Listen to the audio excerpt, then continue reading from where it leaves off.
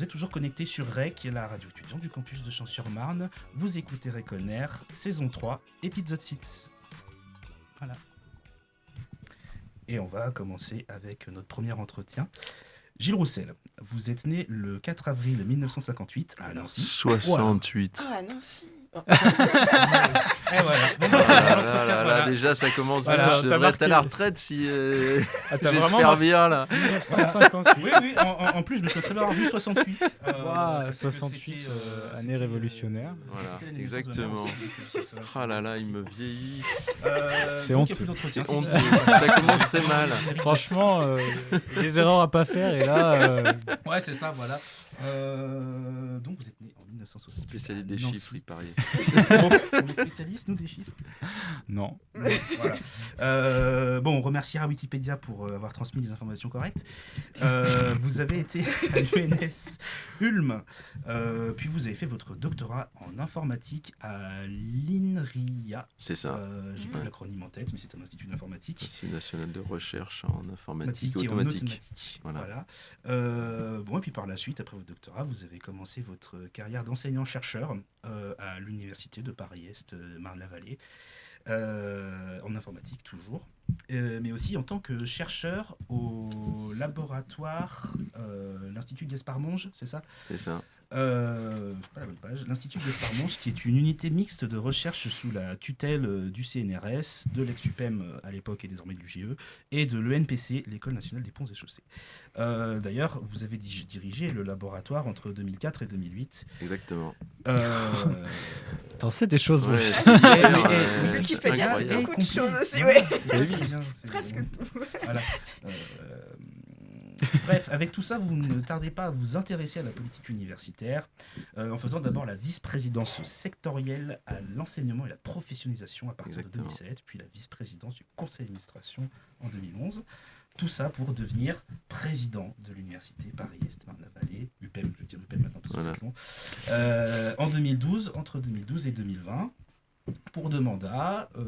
Au titre de ce mandat, vous avez siégé à la conférence des présidents d'université, devenue aujourd'hui France Université, Exactement. Ah, la fameuse la fameuse. France Université, dont vous prendrez la présidence entre 2016 et 2020. Oh. Et vient le fameux 1er janvier 2020, où vous deveniez premier vice-président de l'université Gustave Eiffel avant d'en devenir son président en 2021 pour 5 ans de mandat. Exactement. Et on avance jusqu'à aujourd'hui, on est en janvier 2025. Vous en êtes à votre 4e année de mandat, donc la première question que peuvent se poser quelques aficionados de la politique Universitaire. voilà, c'est de se demander qu'est-ce que vous ferez à partir de janvier 2026 ? Ah, qu'est-ce que je ferai à partir de janvier 2026 ? Oui. Je ne sais pas, mais en tout cas, je serai professeur des universités à l'université Gustave Eiffel et je pourrais recommencer peut-être à faire des cours, on verra. Voilà. Peut-être Des que cours j'aurai et des de la recherche peut-être aussi. De la recherche, probablement, ce sera un peu plus compliqué. Je Oui. pourrais essayer de m'y remettre, mais après, si vous avez bien calculé le temps que j'ai passé entre mes différentes fonctions, ça fait à peu près 20 ans qu'entre Voilà. les directions de labo, vice-présidence, présidence et autres, que je suis éloigné. Voilà, au début, j'étais pas éloigné de la recherche, mais que ça fait un moment que je suis éloigné de la recherche, donc c'est vrai que c'est plus compliqué de se remettre et d'être au goût du jour. Donc voilà, je pourrais aider, mais ce sera probablement plus compliqué. Mais au moins Voilà. enseignant en informatique, ça vous ferait plaisir de reprendre Ah, moi, j'adore enseigner, principalement parce que c'est le contact avec les étudiants. Voilà, je suis aussi content d'être là ce soir parce que j'aime bien avoir ces échanges et puis l'idée de pouvoir transmettre les connaissances, c'est quand même quelque chose de très satisfaisant quand on est enseignant, même si on n'est pas toujours très bon. Dans cette activité-là, au moins, il y a des fois, il y a des moments, c'est vraiment... Enfin, moi, c'est quelque chose que j'apprécie beaucoup. Voilà. La recherche, j'aime bien, mais ça nécessite... c'est plus compliqué de s'y remettre, je pense. Voilà. Peut-être donc que l'année prochaine vous ne serez plus président. Est-ce que vous voyez quelqu'un dans votre entourage qui pourrait vous succéder à la présidence ? Oh, il y en a plein. Il y en a plein qui pourraient me succéder de très grande qualité. Voilà, donc, Vous les laissez voir entre eux, c'est ça ? non, on va essayer de faire en sorte que les personnes qui sont capables de reprendre le flambeau se mettent d'accord pour que ce soit la bonne personne qui reprenne les activités et la présidence de l'université. Moi, j'aurais pu me représenter représenter, mais je ne souhaite pas me représenter parce que je pense que c'est bien que je le pense de façon générale pour les villes, alors je ne dis pas ça pour Champs-sur-Marne, qui est dans la mer et là depuis très très longtemps, mais c'est vrai que c'est un mauvais exemple. Mais c'est vrai que je pense que c'est bien d'avoir un renouvellement, d'avoir des gens qui ont une autre vision, qui amènent une fois que ça fait quasiment 20 ans qu'on est à suivre l'université, on a peut-être des biais, donc pour éviter ces biais, c'est bien qu'il y en ait d'autres qui prennent le flambeau. Voilà. Pourquoi pas. J'espère. Et des gens de qualité, il y en a plein à l'université, des gens super.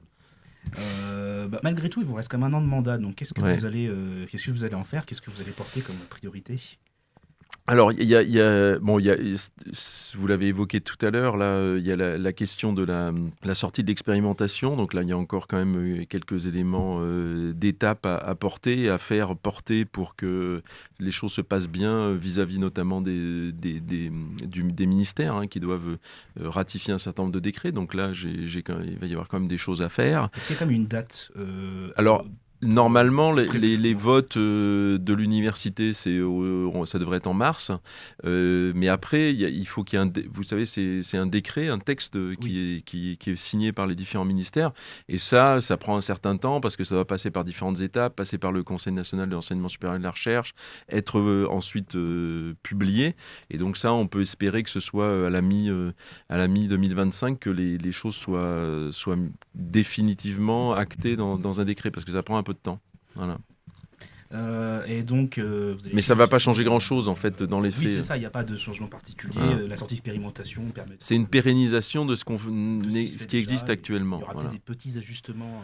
Il y a des petits ajustements, mais qui n'auront pas de conséquences sur le fonctionnement par rapport à ce qui se passe aujourd'hui.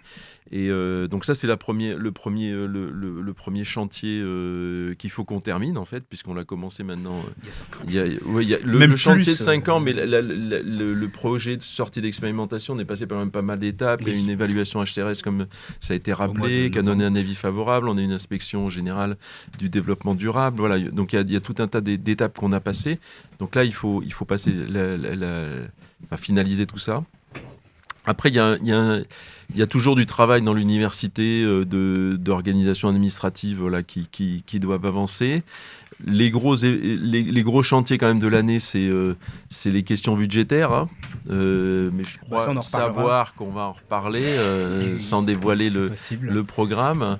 Et puis, il y a toujours plein de sujets.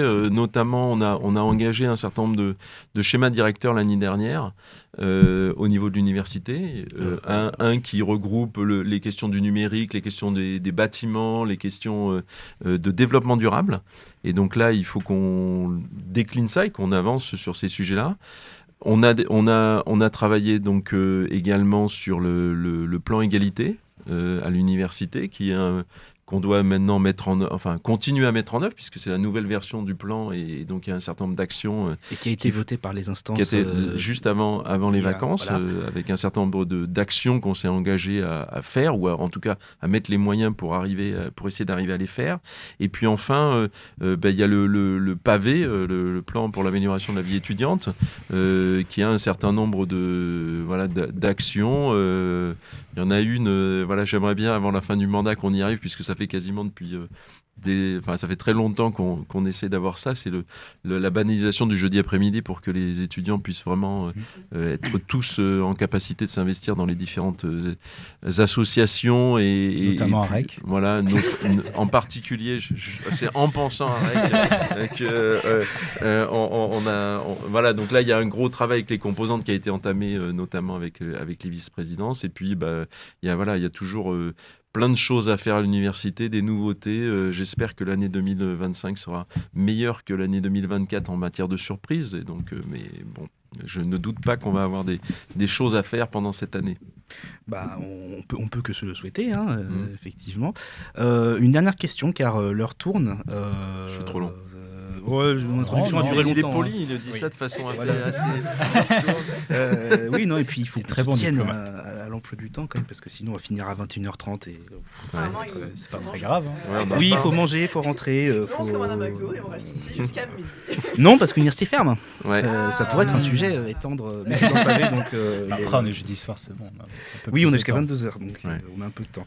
La dernière question, Pitié. c'était un retour sur Parcoursup, Ouais. la fameuse plateforme d'affectation des bacheliers dans l'enseignement supérieur, qui existe maintenant depuis 7 ans quand même, hein, pour ceux qui... le temps passe vite. Lors des dernières élections législatives, une partie de la classe politique, surtout hors de la coalition présidentielle, a demandé sa suppression ou à minima une réforme, des changements. Vous qui avez été en plein dans le foisonnement de Parcoursup et son application, déjà quel bilan vous en tirez et quelles évolutions on pourrait envisager pour cette plateforme? Alors, oui, il y a quelque chose que tu as oublié dans ma biographie. C'est Oui, que, vous êtes président voilà, du comité. je suis président, j'ai la chance de présider le comité éthique et scientifique de Parcoursup et aujourd'hui de mon master également, parce que c'est une autre plateforme qui a été mise en place. Donc ça me voilà, on essaye d'avoir un avis et de faire améliorer justement ces plateformes et de pouvoir donner des éléments par rapport à ce qui est donné. Donc première chose, par rapport à ce que disent certains partis politiques, la suppression de Parcoursup, à mon sens, n'est pas le sujet. Hein. De toute façon, le fait d'avoir mis en place cette plateforme, ça donne de la... C'est quoi l'autre solution? Enfin, moi, je veux bien qu'on supprime quelque chose, mais il faut dire pour remplacer par quoi? Et là, aujourd'hui, pour remplacer par quoi? Les systèmes qu'il y avait précédemment, le fait de dire les étudiants... Admission post-bac, c'est APB, c'est voilà, ça? APB, mais avant, c'était encore moi, à mon époque, parce que bien que je sois pas né en 58, j'ai quand même vécu avant admission post-bac, et quand on allait à l'université, c'était le premier qui arrivait à faire la queue, il fallait aller proche de son état donc là, le Parcoursup et APB avant ouvraient globalement, donc le fait d'utiliser un outil numérique, ça permet quand même à tout le monde de pouvoir voir l'offre de formation. Peut-être qu'elle est trop importante aujourd'hui, peut-être qu'il faut la réguler, parce qu'il y a des trucs privés qui devraient pas y être et qui sont qui ont une certaine légitimité en étant par Parcoursup. Donc il y a des choses à améliorer, mais globalement, ça offre quand même la possibilité aux jeunes d'avoir une visibilité sur ce qu'il y a. Ensuite, il y a plein de choses à améliorer. Il y a des choses à améliorer dans le fonctionnement, dans la lisibilité des critères. Depuis des années, les choses évoluent, ça s'améliore, le comité fait des préconisations qui sont prises en compte, on accélère la procédure, au début c'était très lent, aujourd'hui ça va beaucoup plus vite, ils ont encore amélioré la vitesse, ils vont encore avancer les moments où on classe les vœux pour améliorer la vitesse, donc ça...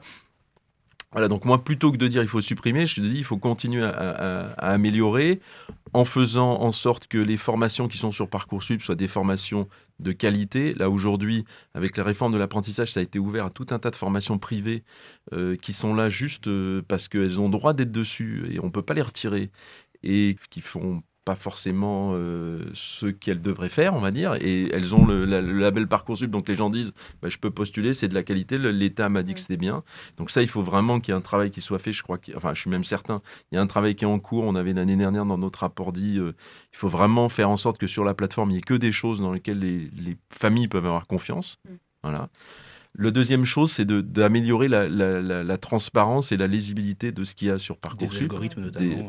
C'est pas les algorithmes en fait, c'est comment les formations classent, de dire j'utilise tel critère ou tel autre. Donc il faut améliorer ça, à mon sens. Il faut continuer à l'améliorer. Il y a des efforts qui sont faits, il y a des rapports qui sont faits tous les ans. Là, cette année, il y a un nouvel outil qui permet de dire mes notes. Volontaires des étudiants, voilà mes notes, où est-ce que j'aurais été classé, est-ce que j'aurais eu une chance d'être pris dans cette formation, donc ça améliore alors même si ça doit être parfait, c'est pas parfait comme outil, ça améliore quand même les choses. Donc tout ça, c'est pour la plateforme. Donc moi, je ne pense pas qu'il faille supprimer la plateforme. Il faut continuer à l'améliorer, comme il faut continuer à améliorer mon master, parce que c'est un outil de démocratisation de mon point de vue et de visibilité des formations, tout en étant dans la capacité à contrôler ce qu'il y a dessus. Parce que quand l'État met sur une plateforme, ça a le label de l'État, et l'État ne doit pas faire n'importe quoi. Voilà. Et je crois qu'il y a des choses qui sont en cours, mais ce n'est pas encore actif. Et puis la deuxième chose, c'est le vrai sujet, c'est la question des places ouverte dans l'enseignement supérieur, et ça, c'est un choix de société. Alors, et un choix budgétaire. Et budgétaire, voilà. Qu'est-ce qu'on a envie d'ouvrir comme type de formation, pour qui, quel objectif, est-ce qu'on veut que tout le monde puisse aller là où il veut? Ça paraît compliqué, parce que si on regarde les formations de Paris 1 en droit, il faudrait que tous les étudiants qui veulent faire du droit aillent à Paris 1 ou Paris 2, en gros. Donc, il y aurait plus. Donc ça, c'est pas faisable, techniquement. Pour autant, voilà, on pourrait avoir des formations où on ouvre plus, avec des contreparties, peut-être d'un autre côté, de dire on améliore l'insertion professionnelle de ces étudiants, parce que certains parcours, si on les ouvre trop et qu'à la fin, les étudiants n'ont pas de débouchés professionnels, il faut faire aussi attention à ça. Donc voilà, il y a une réflexion à avoir sur les moyens qu'on met supplémentaires pour que les gens puissent faire au plus proche de leurs souhaits, les amène aussi à une insertion professionnelle, parce que c'est ces deux bouts-là qu'il faut tenir dans une formation, dans l'offre de formation qu'on offre au niveau de l'État. Voilà. Très bien. C'était la dernière Oui, question, mais merci peut-être qu'on aura beaucoup. l'occasion de reparler. Non, il y aura un autre entretien juste après, la chronique. Ou même d'Anna. peut-être d'autres émissions. Deuxième entretien avec vous, Gilles Roussel, C'est dur. président de l'université. Bon courage. Moi, j'ai du Entretien qui va porter sur le budget 2025 Ouais. de l'université. Avec une première question. Pour recontextualiser, à la fin de l'année dernière, vous avez lancé avec une centaine d'autres présidents, dans le cadre du regroupement France Université. Vous avez donc lancé un cri d'alerte, en quelque sorte, relativement au budget 2025 qui serait réservé aux universités et à l'enseignement supérieur de manière générale. Donc on comprend bien votre alerte au vu du contexte budgétaire qui nous est présenté depuis l'année dernière et qui a débouché sur la fameuse situation nationale qu'on connaît. Mais quelles étaient vos craintes précisément par rapport à ce financement ? Merci pour cette question.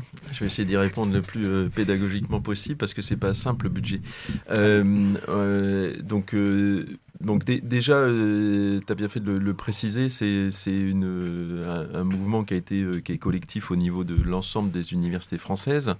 Le sujet qu'il y a, c'est que, donc pour bien comprendre, c'est que globalement, les moyens qui sont mis dans les universités sont pas en baisse. Donc on peut se dire, tout va bien, les universités ont de l'argent, de quoi ils se plaignent, on ne va pas baisser leur budget.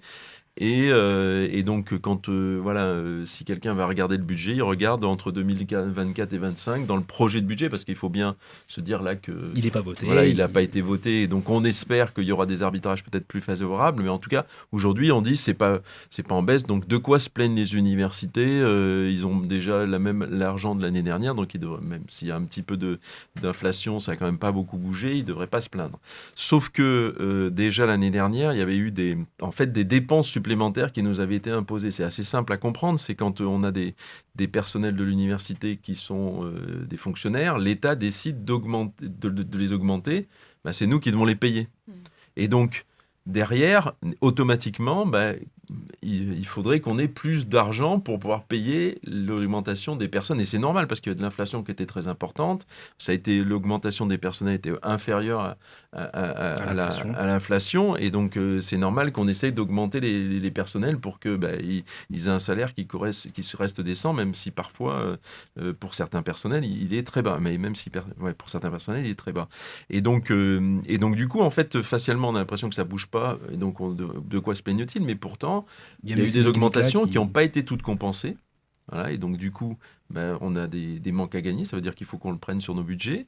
Cette année, ils prévoyaient l'augmentation. Alors, c'est un truc un peu technique. C'est pour les fonctionnaires qu'on paye un peu plus pour les retraites des autres fonctionnaires. Donc, augmenter le casse-pension, ça pèse aussi sur l'université.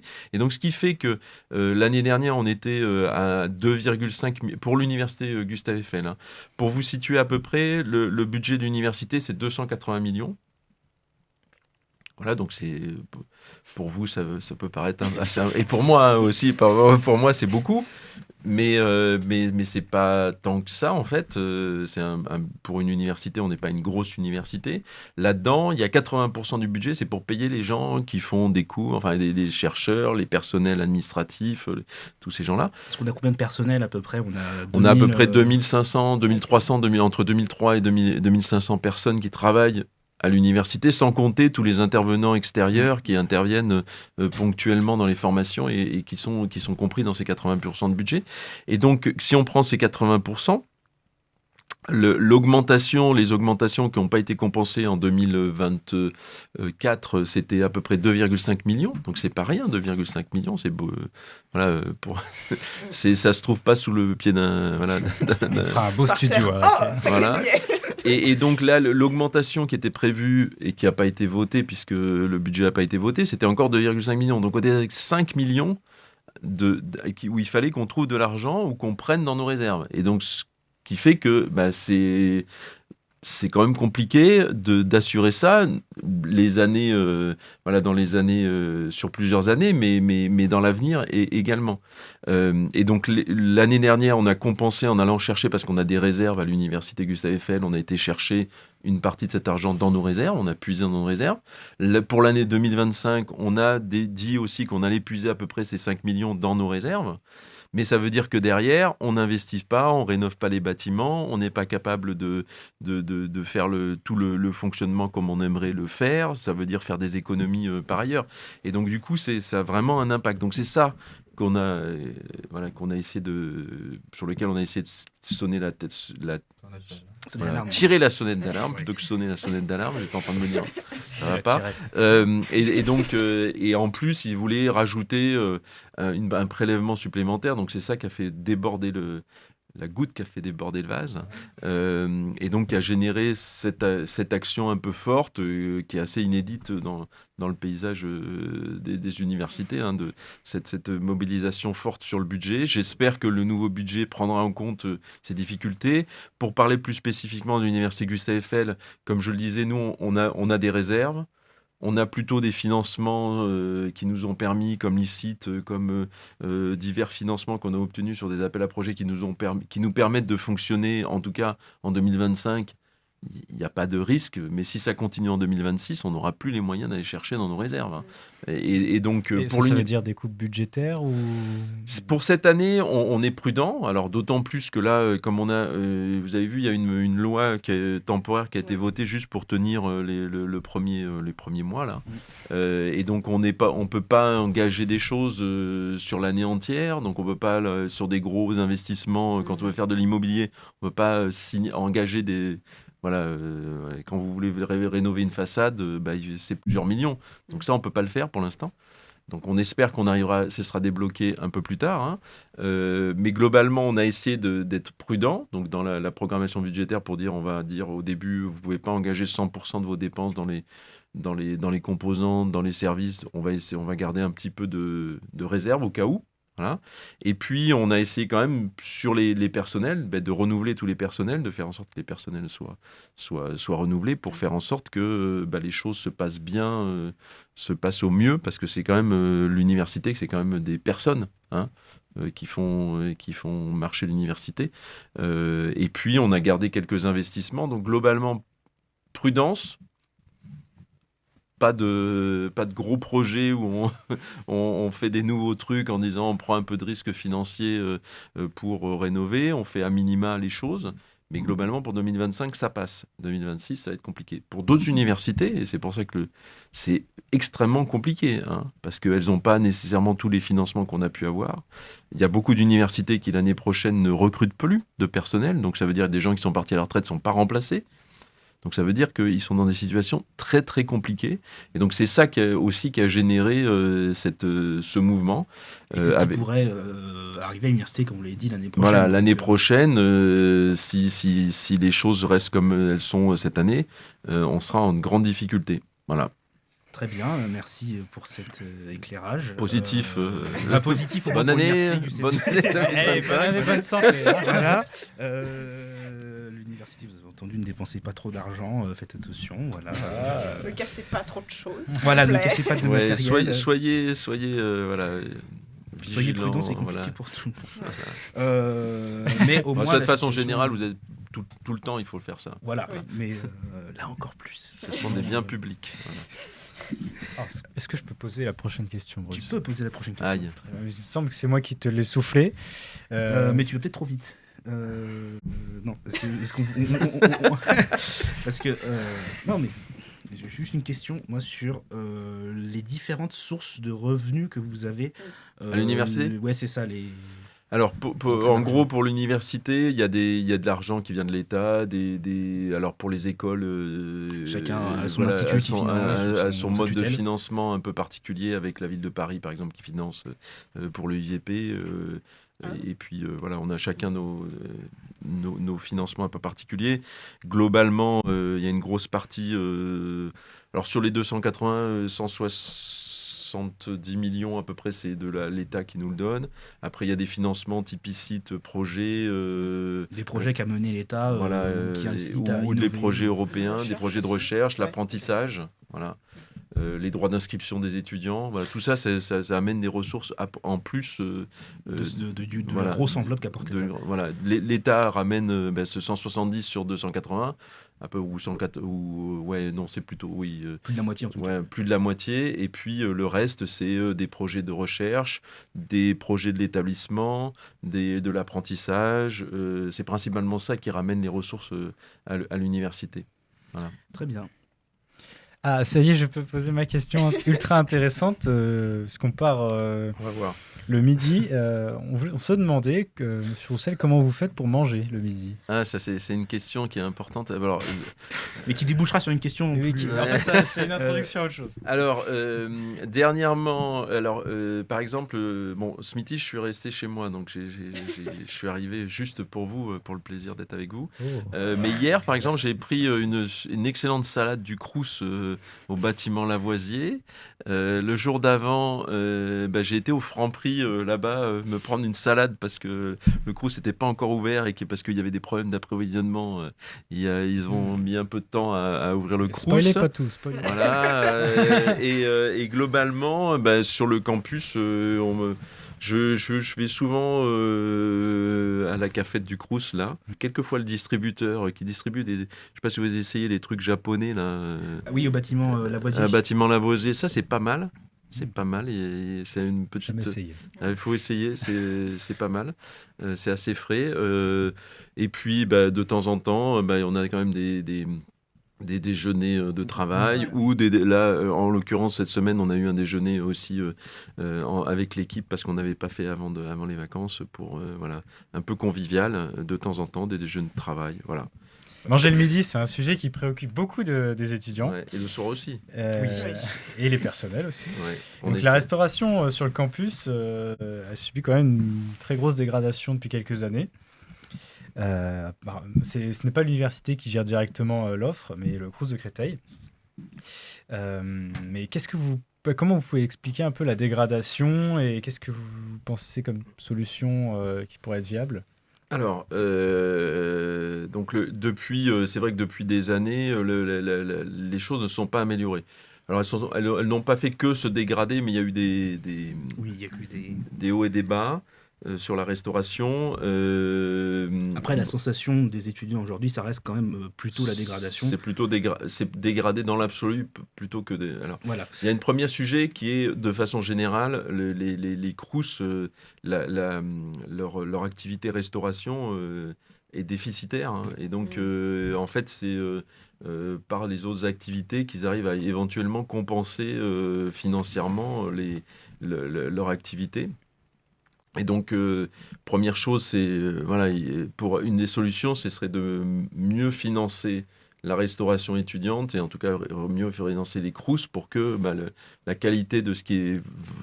Voilà, il n'y a pas de secret, hein, quand vous avez moins du prix de ce que font payer les étudiants, plus la subvention pour faire à manger, vous avez du mal à faire des choses qui sont de qualité. Même s'il y a probablement... Enfin, il y a des efforts qui sont faits, et on ne peut pas jeter la pierre aux Crous, hein, aussi sur leur leur volonté de faire bien, mais c'est vrai qu'à un moment, on atteint les limites de ce qu'on peut faire avec l'argent qu'on a. La deuxième chose, c'est c'est la capacité à être sur plusieurs sites, c'est très compliqué. À Meaux, alors on a un site de Meaux où c'est très compliqué d'avoir une restauration pour les étudiants parce Il y avait qu'en pas fait, d'offre, il n'y a pas d'offre. Et puis parce que être présent là-bas, ça veut dire avoir un personnel, ça coûte cher et on retombe sur ce modèle économique. Et donc en fait, le Crous, son modèle économique, pour essayer de compenser ça, ils ont essayé de regrouper tout le monde sur un endroit pour optimiser leurs coûts et faire en sorte d'offrir la meilleure prestation. Donc il y a une vraie difficulté à dire comment on fait pour, quand on est un peu éloigné du centre, alors même au bâtiment Bois de l'Étang, là où j'ai mon bureau, c'est compliqué d'avoir de la restauration, enfin pour le président, mais c'est pour les étudiants aussi, parce qu'aller jusqu'à Copernic, quand on arrive, on se retrouve avec une queue de, je sais pas... qui fait le tour du bâtiment. Voilà, qui fait le tour du bâtiment. Et donc, il y a une vraie... Voilà, il y a une vraie difficulté à trouver une façon pour que les étudiants arrivent à avoir un niveau de qualité de restauration qui soit de qualité. Mais ça, c'est une question de budget principalement du Crous et de sa capacité à payer des gens pour faire manger. Alors, surtout ça est venu se surinfecter le fait qu'en ce moment, il y a des grosses difficultés de personnel ici. Donc il y a eu des fermetures, donc, notamment pour les personnels, il y a eu des fermetures de certains endroits où il y avait de la restauration, parce qu'en fait, il y a des personnels qui sont partis, enfin voilà, ils ont des problèmes autour des personnels, et il n'y a plus assez de personnel pour assurer la restauration sur Marne-la-Vallée. Donc là, donc c'était avant les vacances, il y a eu, enfin à la rentrée, il y a eu tout le premier semestre, là, il y a eu un trimestre, il y a eu un vrai sujet de personnel pour le Crous qui les a amenés à fermer et à dégrader la qualité de ce qui était proposé en restauration par le Crous. Donc les élus étudiants, le vice-président étudiant s'est mobilisé, m'a envoyé des courriers. J'ai renvoyé des demandes au Crous qui m'ont dit que ça allait s'améliorer. J'ai l'impression que ça s'est... Enfin, en tout cas, en termes d'ouverture, ça s'est un peu amélioré à la rentrée, mais on n'est pas encore, enfin, ce que je disais tout à l'heure, l'autre jour, on est allé, c'était toujours pas prêt.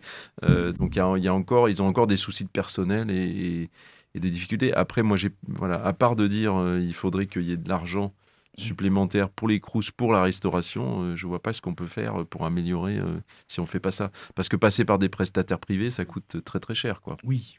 Quoi qu'il arrive. Ce que je trouve étonnant aussi, c'est qu'en fonction des Crous, il y a une différence dans l'offre, par exemple. Enfin, ici, manger végétarien, c'est juste enlever la viande et il n'y a pas de vraie option végétarienne. Alors que le Crous, du coup, l'Université de Lorraine, incroyable, les repas végétariens. Enfin, le dire en comparé.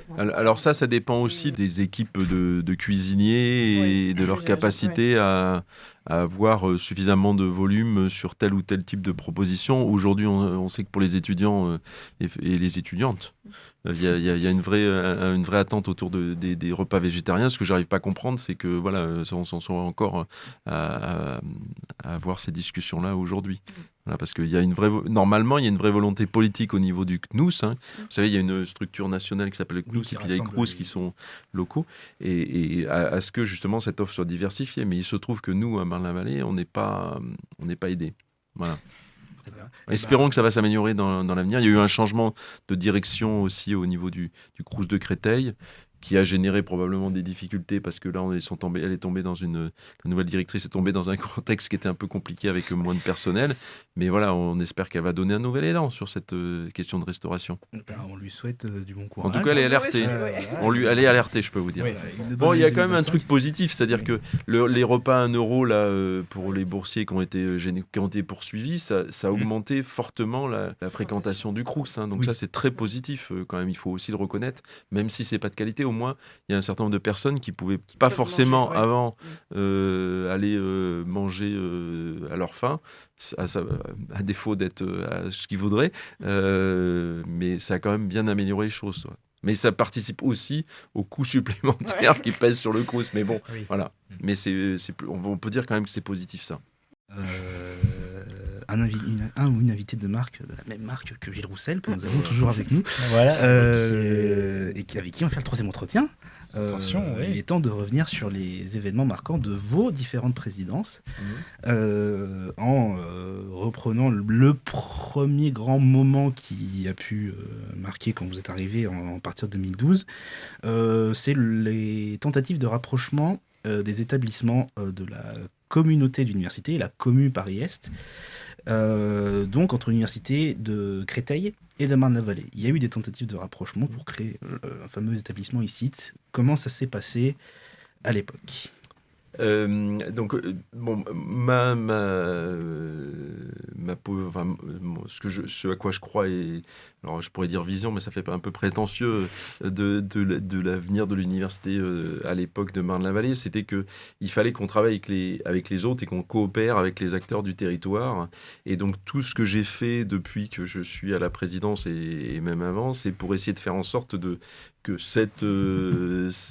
ces acteurs qui sont sur un territoire particulier qui est l'Est parisien, on travaille le mieux possible ensemble et qu'on puisse peser, être visible, être reconnu, et pas uniquement comme des universités de banlieue ou des écoles de banlieue, et qu'on essaye de montrer qu'on fait des choses de qualité, Et de façon internationale aussi. on est international, et de rendre l'établissement visible, et de ne pas être uniquement un établissement de proximité, même si on le fait aussi, mais aussi et ça on pourra le faire que si on pèse et si on est ensemble. Et donc il y a eu tout un travail qui a été fait par mes prédécesseurs, qui est passé d'abord par ce qui s'appelait sur le campus ici, le Polytechnicum, qui regroupait plutôt les acteurs de la Cité des Cartes. Puis après, il y a eu un travail autour de ce qui s'appelait un pôle de recherche et d'enseignement supérieur, qui était déjà Université Paris-Est, et qui regroupait là Créteil, et puis autour des thématiques de ville et de santé, un petit peu. C'était ça les thématiques qui sortaient, de dire bon, on va travailler ensemble, et puis on va essayer d'avancer sur le fait de travailler mieux ensemble, de plus être en concurrence, de faire que les formations elles se connaissent, qu'on ne dise pas moi je vais faire exactement la même formation sur un territoire qui est proche, et qu'on se retrouve avec peu d'étudiants alors qu'on aurait pu mutualiser les forces et éventuellement faire plus de choses. Donc c'est ce que je crois, et j'ai toujours essayé d'œuvrer dans cette direction-là. Et donc ce qui a été assez naturel à un moment, c'était d'essayer de se rapprocher de l'université de Créteil, qui était une université la plus proche d'une université qui était Paris-Marne-la-Vallée. Et puis, on a été assez loin dans les travaux en commun. Il y a encore des choses qui existent encore de cette tentative de fusion des deux établissements. Ce que je retiens de ça, c'est que ça nous a fait progresser sur ce qu'on voulait faire, ce qu'on ne voulait pas faire. Ça nous a permis après de réussir l'université Gustave Eiffel, parce qu'on s'y est pris de façon différente. Et peut-être que si on y s'était pris de façon différente, peut-être qu'on s'y serait arrivé. Je ne regrette pas non plus. Et puis ce que j'ai retenu aussi de cette étape-là, c'était qu'en fait, on avait beau être l'université de Créteil et l'université de Marne-la-Vallée, deux universités, en effet, on était très différents dans la façon dont on travaillait, dont on mettait les priorités, dans la façon dont on gouvernait. Et en fait, c'est ça qui a généré les difficultés. C'est parce que l'université de Marne-la-Vallée, comme l'université Gustave Eiffel, elle est en fait assez centralisée. C'est-à-dire qu'on a une gouvernance qui est assez cohérente, où on veut essayer d'avoir une cohérence globale, alors que Créteil, c'est une somme de composantes. Et donc, arriver à marier les deux, c'était très compliqué. Je ne dis pas que l'un des modèles est mieux que l'autre, même si je pense que l'autre est toujours le meilleur. Mais voilà, il y a ces deux modèles différents, et arriver à marier deux modèles très différents, ça fait que du côté de Créteil, la personne qui portait ce projet n'a pas été élue, alors que moi, j'avais été réélu dans ce contexte-là. Et donc, le projet n'a pas eu lieu. Mais voilà, il y a des labos communs, il y a des formations communes, il y a des projets qui continuent à être travaillés en commun, et puis il y a la commu et les projets d'avenir de la commu qui sont aussi en commun. Donc tout ça, on en garde quand même des choses positives, et le plus important, en fait, c'est la formation et la recherche. Puis voilà. Très bien. Alors, après avoir fait une espèce de trame de fond qui dure pendant plusieurs années, 2012 jusqu'à 2016 pour votre réélection, il y a deux événements même qui vont marquer votre présidence. En 2015, les attentats du Bataclan, au mois de novembre, et les attentats de Charlie Hebdo, dont on a fêté les 10 ans il y a quelques jours. la mise en place du Vigipirate, etc. Comment ça affecte les cours et la vie à l'université? Alors, cet événement, ça a été un des deux événements. Moi, j'ai un autre événement qui m'a beaucoup marqué, c'est le féminicide qui a eu lieu il y a peu de temps voilà, d'une de nos collègues. Ces deux moments qui ont été vraiment très durs à l'université parce qu'on a eu quand même deux collègues, deux enseignants-chercheurs, dont le directeur de l'IUT que je connaissais, voilà, puisque ça avait été un de mes anciens étudiants. Et donc, on a été touchés vraiment, voilà, les événements, voilà, ceux du Bataclan, et effectivement, ça m'avait marqué et par la violence et par les personnes et le symbole auquel ces attentats avaient touché. Mais là, c'est d'une autre nature, en fait, pour l'université, parce que là, ça touchait des gens qu'on connaissait, qu'on côtoyait au quotidien, avec qui on avait passé des années. Voilà, les collègues de géographie voilà, étaient aussi extrêmement proches. Et donc, ça a été un moment vraiment très dur. Il y a eu des étudiants aussi qui étaient... qui sont morts au Bataclan ou qui ont été blessés. Donc ça a été aux abords aussi. Il y avait des gens qui étaient des anciens aussi qui avaient un restaurant, des anciens de l'université qui étaient acteurs d'un restaurant. Donc vraiment, c'est là on s'est rendu compte que ça pouvait toucher chacun d'entre nous au-delà des symboles. C'est que voilà les risques que ça avait posé sur notre communauté étaient hyper forts. Et à ce moment-là, il y a eu une espèce de paranoïa généralisée dans les universités parce qu'on était aussi on est aussi un symbole comme les dessinateurs, le fait que l'université, voilà, on puisse discuter de tout, qu'on puisse avoir une radio où on peut dire un peu ce qu'on veut, avec des opinions politiques qui peuvent être très diverses et qui s'expriment librement, ben c'est aussi un symbole. Donc du coup, moi j'ai été marqué encore plus donc, de par cette proximité, puis le fait que je me disais, mais voilà, l'université, elle est hyper fragile parce qu'elle peut à tout moment être victime de ce type d'action. Et puis, on est démunis parce que voilà, s'il y a un attentat qui arrive, on a beau, le recteur a beau nous envoyer une circulaire nous disant qu'il faut vérifier on peut pas. Enfin, c'est pas possible. Les acteurs se protègent en disant il faut que vous mettiez en place des mesures, mais quand vous avez des bâtiments, vous voyez le campus, s'il y a quelqu'un qui arrive sur le campus, c'est très compliqué de gérer. Donc on a mis en place des dispositifs un peu particuliers qui nous permettent d'essayer de prévenir, mais c'est toujours inquiétant. Voilà. Et voilà, et on pense à nos collègues chaque fois que il y a ces commémorations, celle du Bataclan. Voilà, c'est dur pour nos collègues, mais on s'en souvient parce que c'était des collègues extraordinaires en l'occurrence. Voilà. C'est important d'entretenir la mémoire effectivement sur ces sujets. Donc, vous avez eu l'occasion de faire des commémorations pour les 10 ans justement des attentats? Alors sur les attentats, non, on n'a pas fait, mais régulièrement on fait des commémorations on fait entretenir. Et puis on entretient la mémoire par notamment sur les réseaux sociaux, sur des choses là. Voilà. Autre sujet mémoriel, je suis désolé, il n'y aura pas de transition adaptée pour le sujet, mais on fait un saut 2 années plus tard, élection du président de la République, Emmanuel Macron, et la mise en place de nouvelles réformes, avec notamment une qui aura fait beaucoup de débats dans le milieu universitaire, c'est Parcoursup. Alors, on a déjà posé la question tout à l'heure, le bilan sur Parcoursup, mais la mise en place de la réforme, ou ne serait-ce même que les réflexions, les débats qui s'engagent, comment ça s'est passé pour vous ou pour l'université à ce moment-là? Alors, donc il se trouve que, à l'université, ça a été...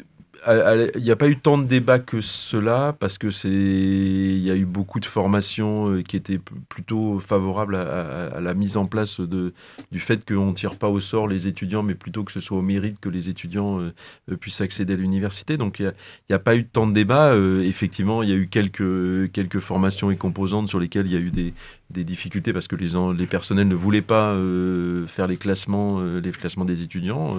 Et donc ça a été... mais globalement, ça s'est plutôt bien passé avec, bien sûr, les premières années, il faut essuyer les plâtres, on teste des choses, on ne sait pas comment ça va marcher, on ne comprend pas pourquoi il y a plein d'étudiants qui postulent, puis il y en a qui ne viennent pas.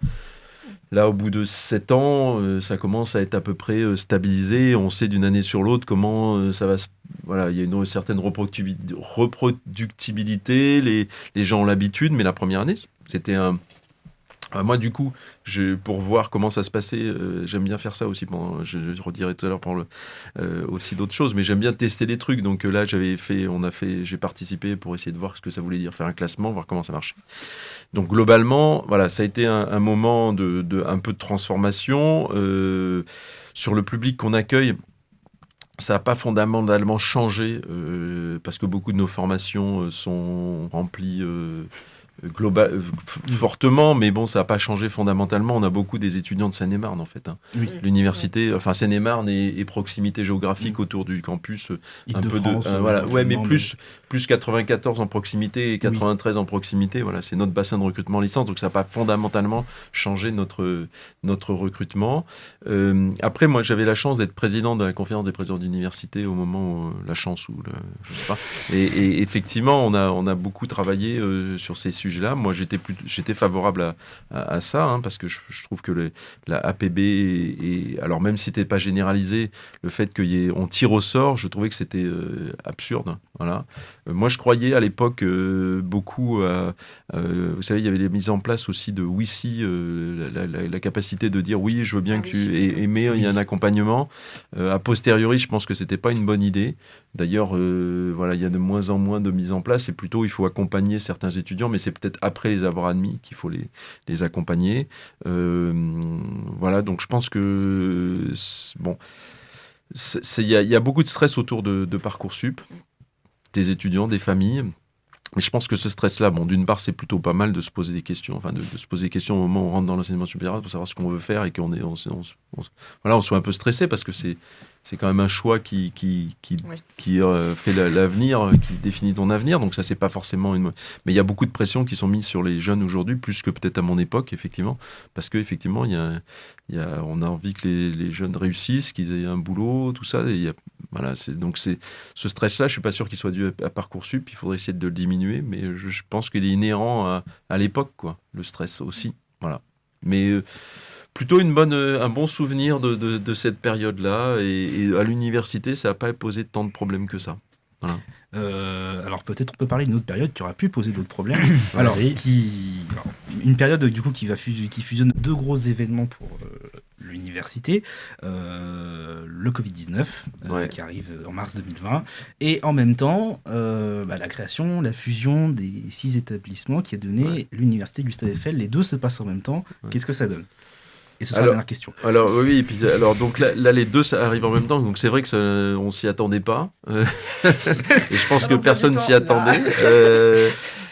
Ça a été alors ce que j'ai trouvé assez génial, c'est que en fait tout le monde s'est mis à l'université du jour au lendemain à essayer de faire des cours de façon différente. Alors bien sûr, il y a toujours des gens qui n'étaient pas contents, mais globalement, pour accompagner les étudiants, je veux dire, tout le monde s'est mobilisé à changer, à essayer de trouver des solutions, a mis en place avec des bouts de ficelle, parce qu'à l'époque, là aujourd'hui, on a des outils Zoom, Teams qui sont bien développés. Au début, il n'y avait rien. Ça a galéré. Il y avait les outils, les gens n'étaient pas prêts. Du jour au lendemain, on a basculé tout à distance. C'est clairement, tout n'était pas parfait. Tout le monde n'a pas été excellent dans la façon de faire les choses. Pour autant, il y a une mobilisation. Il y a aussi une mobilisation. Moi, ce qui m'a marqué le plus, le fait que on a entre guillemets, on a les étudiants qui étaient en difficulté, notamment des étudiants étrangers qui, pour arriver à l'université, travaillaient, avaient des petits boulots. Du jour au lendemain, se sont retrouvés sans aucune ressource et se sont retrouvés vraiment en très très grande difficulté. Il y a eu vraiment une grande mobilisation autour pour les loger, pour trouver pour les nourrir. Alors et là, les collectivités territoriales, les personnes ont aidé, ont donné des choses. Donc ça, voilà, à la fois ça mettait en lumière la précarité d'un certain nombre d'étudiants et le fait que ça tenait en fait à des boulots, des petits boulots que faisaient beaucoup d'étudiants, notamment des étudiants étrangers, qui sont retrouvés éloignés de leur famille, enfin des situations très très dures. Voilà, on a été obligé de reloger, mais voilà, il y a eu un élan collectif vachement positif. Il y a eu des choses qui ont été créées à ce moment-là et qui continuent aujourd'hui. Il y a eu, voilà, par exemple, le don l'aide pour avoir des ordinateurs et tout ça. On continue à avoir des choses qui sont liées à ça. Les dons alimentaires, le fait que Les Restos du Cœur qui sont présents, voilà, et toutes ces choses-là, c'est des choses qui datent de ce moment-là et dont on voit qu'ils sont utiles. Voilà. Donc ça, c'est pour la partie plus Covid. Et pour la petite anecdote, je disais que j'aimais bien tester. Donc à l'époque, je m'étais remis à faire un TD d'informatique justement pour voir comment ça se passait. Donc j'ai vu que c'était pas facile et que ça marchait pas bien quand même, et que c'est quand même mieux quand on est en face à face avec les étudiants. Mais voilà, j'avais pris le temps d'aller donner des TD parce que je pensais que c'était important en tant que président d'université de se rendre compte que ça voulait dire, parce que c'est bien de dire hey, les gars, il faudrait que vous bossiez un peu plus à distance, que vous utilisez des outils. Le truc, c'est pas si simple. Donc voilà, je voulais tester et c'est vrai que c'est pas si simple. Donc ça, c'est pour la partie enseignement et recherche. Pour la recherche aussi, ça a mis un coup d'arrêt à plein de projets, de trucs. Les gens qui font du terrain en géographie ou en urbanisme, c'est compliqué d'aller sur le terrain. Je me rappelle de l'IGN, de l'ENSG qui voulait faire son stage de terrain, et on a eu pour avoir des dérogations parce que c'était un endroit, je sais plus où est-ce que vous en Fort-Queltier, oui. Voilà, on vous envoie, et là c'était en plein Covid, enfin à la fin du Covid, et donc il fallait des dérogations pour faire ce truc-là. Donc on avait pour ouvrir des salles la fin du Covid pour que les étudiants puissent venir pour travailler, c'était pas simple. Voilà. Donc tout ça a été une période que j'ai trouvé à la fois difficile, mais aussi très positif sur le fait que les gens se sont mobilisés et qu'on voyait qu'il y avait des gens qui étaient capables de se dépasser pour les autres. Et ça, il y avait un vrai collectif de l'université. Et voilà, l'attachement à la réussite des étudiants, c'est super. Pour l'université, la création de l'université, en fait, finalement, a posteriori, je me dis que ça n'a pas forcément été plus mal, parce que comme on est répartis sur beaucoup de campus, avec les campus de recherche qui venaient de l'Exiftar, mais en fait, le fait de se réunir à distance, en fait, ça a cassé les distances. Il n'y a pas des gens qui se sont dit on est plus éloignés que d'autres. En fait, on a pu réunir tout le monde au même niveau. Et il n'y avait pas certains qui étaient dans une salle et puis les autres qui étaient à distance. On était tous à distance. Et finalement, ça a peut-être facilité au démarrage l'équilibre dans l'établissement. Bon, c'était pas parfait parce que c'est sûr que ça a retardé un certain nombre de choses, parce qu'on peut pas engager des transformations alors que tout le monde est à distance. Donc ça a retardé des choses, mais globalement, je dirais que ça a permis aussi de souder l'équipe autour d'un projet. On devait se bouger, trouver des solutions à tous les endroits. Donc globalement, je dirais que ça a été plutôt positif pour la constitution de l'esprit d'équipe, le team building, comme on dit en mauvais anglais. Ça a été pas mal, ce truc-là. Donc moi, j'en garde plutôt une bonne, mise à part tout ce qui s'est passé. Pour l'établissement et pour ce que ça a révélé des gens, j'ai trouvé que c'était positif. Voilà. T'as pas forcément envie que ça se reproduise. Et non, j'ai pas envie que ça se reproduise. Mais et pour les étudiants, c'était pas bien. Je pense qu'on a une génération. Là, on a eu du mal pour relancer les soirées, tout ça.